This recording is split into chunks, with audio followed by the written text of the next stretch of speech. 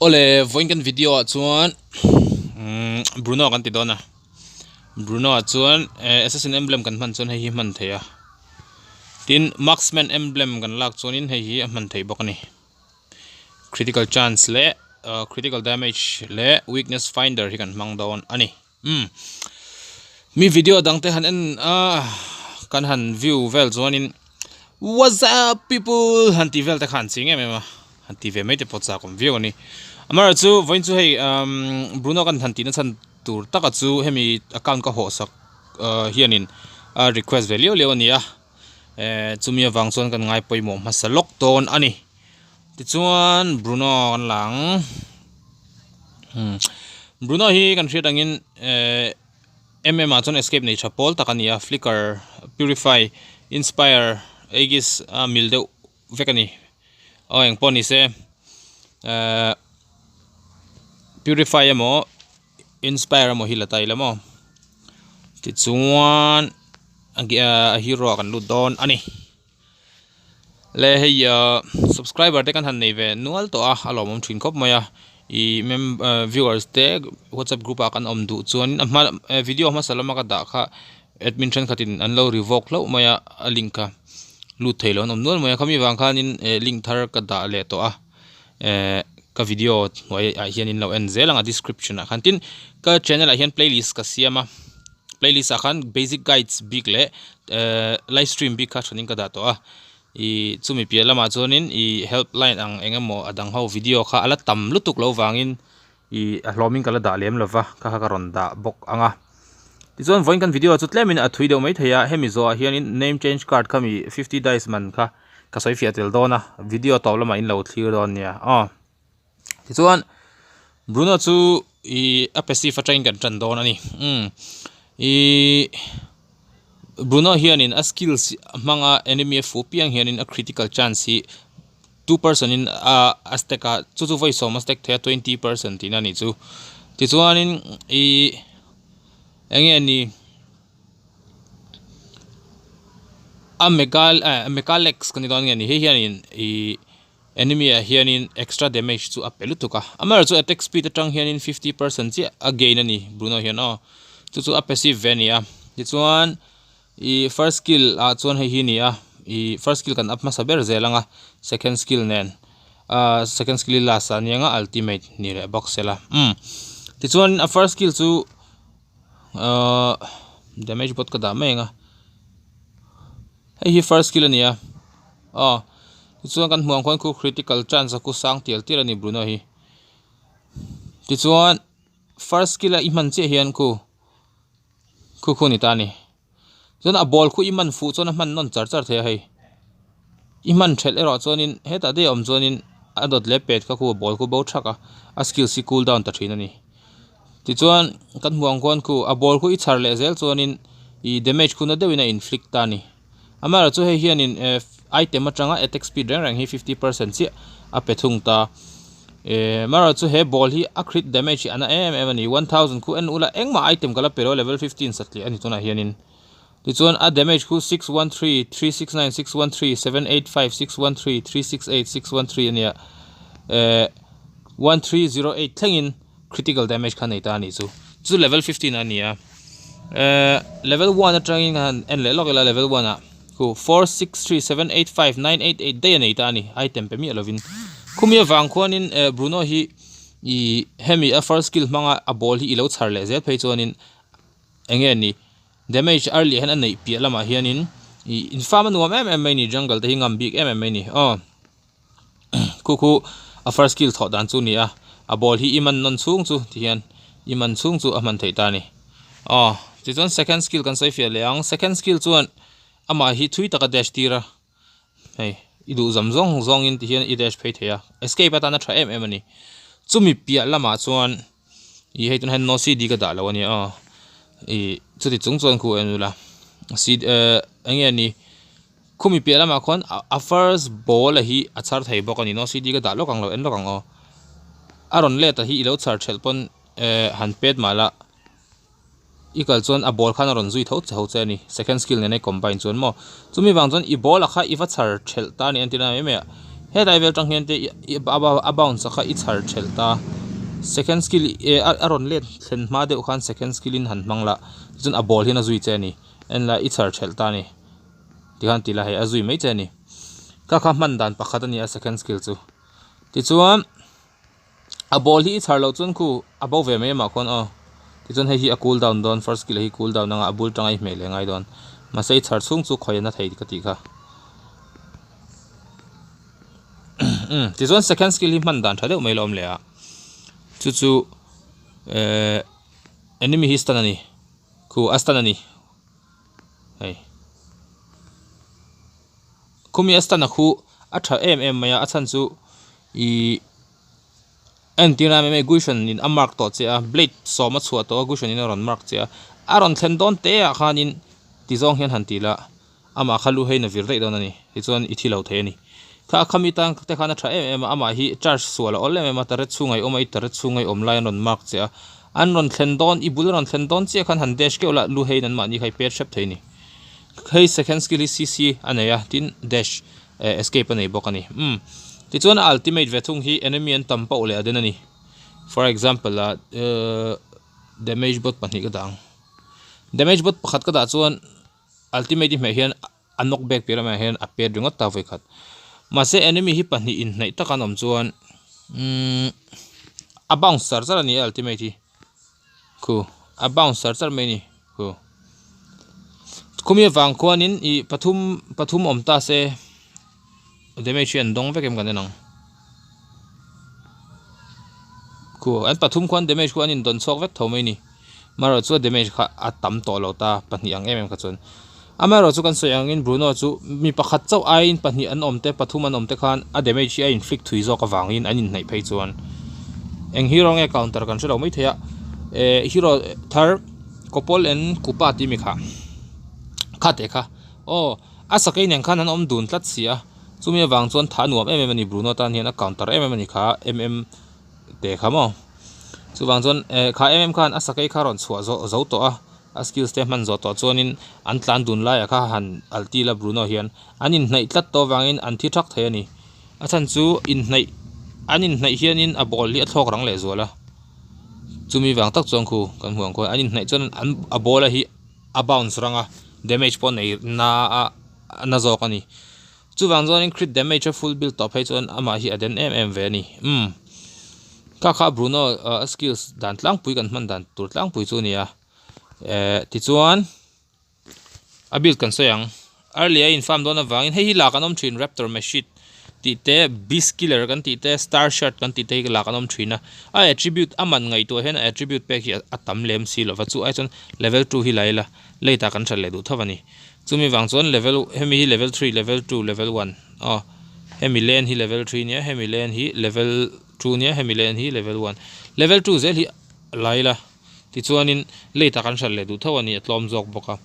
ti chuan movement speed a hianin swift boot kan la attack a hian Scarlet Phantom kan so eng critical ama mo wangin Berserker Fury kan so fialok hei hian attack speed karan na pialama hian critical 25 apeni ti chuan a physical damage hi 30 ani boka hei ro chu attack speed petel to lovin physical damage ape sang thunga 30 aya 65 ape thunga mase critical chance hi hemi yang thau hian 25 apeta ti chuan apan hi tang kop chuan 50 critical chance ilo nei tina ni tani den to ni ti chuan attack speed a hian hei pohila thaya mara chu win talker ta lo po hena thalu tuk thawani Bruno chu hei la tala lifesteal a endless battle langa hei selanga ti chuanin defense da hei te pohila thaya queen swing amara chu attack speed du chun win talker ta po thalu tuk win talker hian attack speed akaran na pialama hian critical 10% a petela heta 25 ani chan 50 total 10 ani chuan 60% ani tani chuan heta 68 emblem atangin 8% ron kalboka 68% crit rate nei tani ti chuan a damage hi du tokin na tani khu kan huang kwan a crit hi asang to a tuna hian kan en logang damage bot ka dale longa a first skill a crit kan en logang 2000 a kai ngal ngot meni voi khat ko hitin true damage pe boka khu 418 true damage khuron latel boka true damage hi ka sai fiale lokang kan shet fialo takin carry anga te po true damage oma physical damage chu asen ronga lang hi nia magical damage chu apol ronga lang hi ni chu physical damage le magical damage ni silo avar ronga lang ho hi heng hi true damage chu nia magical damage hi chu magical resist an block thaya tin physical damage chu armor in an block thai boka ma se true damage chu block tu nei velova chu wangin true damage nei chuan carry kan ti ang chi te hian engwai nge teng kan ngam em kan ti chun an shield armor zong hi enga ma ngai lova true damage chuan hp direct in a be ni execute ang che hian mo chumi wang chuan true damage nei hero hi chu an den em ani man thiam phei chuan mo kha Bruno build le ain lo dan chu ni maya thil har sa tak chu om lem lova chuan tips engenge mo voin chu ka soitel lon loka ka video kan du am lok te ang I graphic hi smooth ada lovin medium kan da hianin I voice om tani enge ni text voice kan tiang chi kha hemi well played gather and ambush kan tiang chi heng a voice text kan ti don chon medium a heng kan da nga ya a zong a thokem ka shilova ke ma chu ni da na ni smooth ka da chon reveal lova maro chu te hero voice oma ngoro hero voice ni lo text chat on okay chuanin hi advance aim a hian da ila talk chaw lock and aim a hi chuanin tlemina advance deva boy thak deva advance aim a hei kan danga control si ti chuan lowest hp percent te lowest hp candidate closest target ti te hi man dan sang sang om ta ni lowest hp percent kan ti hianin I a that na chen a oma that lo na chen po oma ni lowest hp hi chu man chi wak lawa chan chu tlang puin tank an on in do a tank hi chu an hp lo hniam to thina chu wang tank hi kan be ngor du khop maya lowest hp percent kan da hianin I a percent in a chu to wangin enge ni tank te chuan lo khal ta hp te lo sang ta kha wang khan tank hi chu kan be lo tlang pu ani hey om de chu va in positioning lem lova va kap du top tan chuan lowest hp te po tha tin mani in positioning thiam deuh kan ni chong closest target luk chu om lovani enga poni se kan man chuan I positioning hi poimo bera assassin mang tan chuan timing a poimo berang che hian ani ti chuan enga thil langom thei speed mode network boost hi chu kan hret angin wifi kan on anga 4G kan on bok anga on thei don ni mel takania kalamang che big lova kema big chuan ti chuan in nge in hero lock mode hi kan on thram tha engwange kan on a that kan tin chhan chu I enemy hi teka tiang hetiang grass an lo om anon lang zeu hianin asira hena lang thei ta ni ke hetia mit sira han mu thei tur vel tok hian asira hena bier hena ron lang thina chumi awang chuan in hero lock mo thi chu on ram ma tha kan mark thiam lo hetia kan met thiam kher lo ni pon mo kha I hemi in game bika tips ni sela lobby tips hatlem kala soile dona I tun Bruno guide bika zon du tok lok ila ti chuan in game a ni lo I lobby a let lokang ka soile du pakhat bok chu kan hero te hi chumi hero chu I ron siam tia in ron tile thina amaro chu ka siam to hi tamjok hi ni thina ni chumi wang tak chuanin in hero du ming le adota khan basic guide in Mizo tin hansar chula ala om lo chuanin kala siam lo tina nia a om to chuanin in en thei ngal mai anga chumi wang kagura kan tiang chi te atir lam dei to video masalama ka siam to hemi channel ka ran tran tir dona ka siam to ho te kha ron request non lol kanom thina chumi wang tak chuan kagura guide in du chuan kagura basic guide in Mizo high loss basic guide in Mizo sun basic guide in Mizo grandeur basic guide in Mizo tiang khan basic guide in Mizo khan in hero du ming kha chun zom zel mai ula I ta chuan alo om tura te po han ngai la om lo chuan in ron soidon nia ti chuan in first purchase S17 first purchase a hian hei ti hian om ta ni make any purchase hei chu diamond recharge shimin idong ta hei 50 dai sa lei tura ni ta hei ve thunge ro hi chu hei rename change card 7 days atitani recharge for 3 days to buy atia hei hi ni thum chung aman to man tlom om chuang lo cheng so man lek po recharge la koda shop atang hian a big takin koda shop and mandan kan hria du chuan enge ni gaming issue le game recharge dan tikha a oma ka channel la thau hian in lo endon nia ta chon somni man lek lek kha lei theita ni thum chungi le anga ya a in zone khera ngai lem lova hemi aveli chunga hi ni somko pakhat chungin ati theita ni somko pakhat chung hei kan huang khon event timing khu 91 days ani ni somko pakhat chung hian ni thum tal mo a in zone kher lo pon I recharge anga ya somni man te kha han recharge ve mela koda shop atang khan mo ti chuan chumi vela chon hei hi 50 days diamond som nga lekini le theidon ta ni ama ro chu khulai hu kan huang khon time 7 day omta khumi omzia chu I leya changa ni sari chungin I man nge ngai thungani he name change card thimo I call thiang lo ani chu chumi wang chuanin ni sari nuwa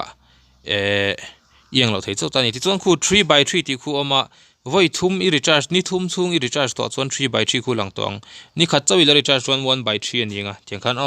ti chuanin hemi hi in leivele atanga ni sari chungin I ming khai thlak nge I mang nge tur ani lo chuan he name change card hi a expire ang heta trial card ani wang khanin I ming kha permanent don lo emolo I lo ti palange permanent lu tukani chan chu ni sari chung chau ming thlak thuam lo tro amara chu omjia chu I man thei hun chunga kha ni ta ni omjia jok taka chuan I le atanga ni sari chunga I man nge ngai name change card hi trial ani shan big chuang lo ani chu chuan enge thil lak la om thei ang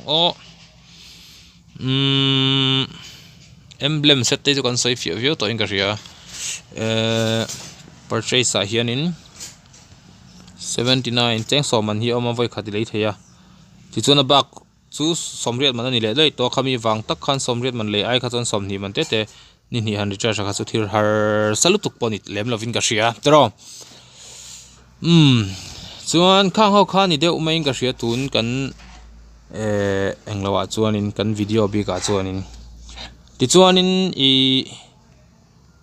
thil dang engemaw hanbel lok turoma kan district tournament nei tak kar masalama kan zo tak kha aizol tu han champion a kan hriat angin takhanin recharge chak chuak hianin final game a tank assist nga ber hena khan 269 diamond man a poisa sum fai chon ni se cheng zali le ti verani man ang hu kha kalau donate ve angaron tiani gamers tetan Mizo gamers tetana thanem ngai ania ani hianin aron sponsor kan lom hle maya ti chuanin askin pe khan en lokang then the love asuna khanin assist khanga bera ti chuan fairy dance link skin hianin pe alomom hle ani ti chuan tuna ka si mantak zawaral te nei tu pa hianin kan hriat angin kil nga ber hna khanin epic skin manchin nan time limited omjia chu diamond zari somko pakwa manchin hnoilam zong andu du skin kalo peang atia ti chuanin kil nga ber nimbu khanin skin kha donga ti chuanin Joe Head the Nutcracker special skin karon request chuan voina fel takin kan hain lan fel ani chuanin kan district tournament prize ro kha chu lockdown bo rok te ni wangin vengshan shan kan in karkik deu wangin sponsor te gpay kan panglom si lo nen du angin la in pek thei lo dewa maro chu price te po kan in hlan thoi tura ngai taila chung te po a clip te pon kan han da tura han ngai taila subscriber le viewer zong te in chunga kalom hle maya ka channel sa statistics antilang lokila tundin huna hianin noi khat sangsari zali somthum pahni watch time a minute in kanaya noi ni singli ka target ania ti chuan subscriber hi sangkhat ka target ni in zasari somret pasari ka nei mek boka ma kan son hle ani tuna hianin ka channel hi thlanni klingve tok chawani amaro chu viewers 10 minlo lut sakin minlo ngai poimo sak thina kalom hle maya subscriber zong te le viewer zong te in zawai chunga lom thu kan soibok ani